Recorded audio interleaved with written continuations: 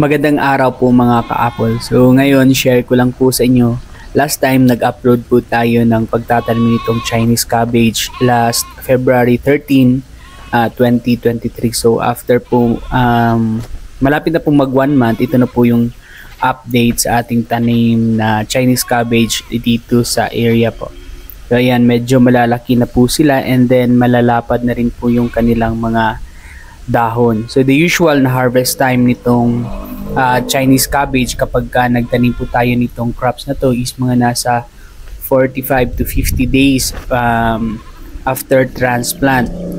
So yan po yung ating tanim dito, and then together with mga pine trees, meron na po ng mga nakatanim na pine trees dyan pang pa-hold po sa lupa kasi yung area pong ito is napaka-slopey po. And then, yan po is across the contour yung pagtatanim para mas madali po tayo mag-spray.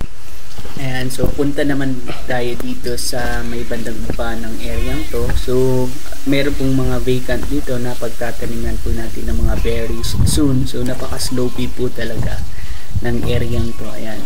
So, careful po tayo sa paglalakad kapag kaganito kasi pwede po tayong ma-slip. And then, ayan, napaka-slopey po talaga ng area.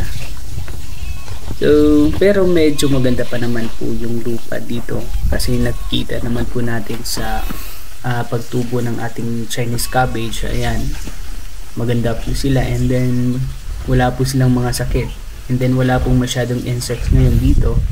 So, lesser po yung application ng ating fertilizer or chemical or spray sa ating mga Chinese cabbage. So ayan, ngayon po ang ginagawa namin is since napakainit po ng panahon, so nagdidilig po kami ng tubig sa bawat hills ng ating Chinese cabbage. Ayan, pa-vlog lang po ako yan habang yung pinsan ko is siya po yung nagdidilig ng mga halaman.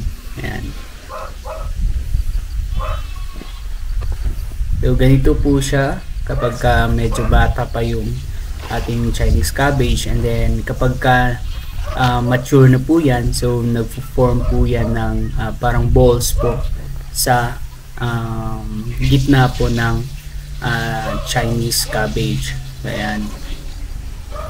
So antay lang po tayo ng mga at least 45 days, so pwede na po tayo mag-harvest niyan, and napakasarap po nitong gawing kimchi and then pangsahog po sa mga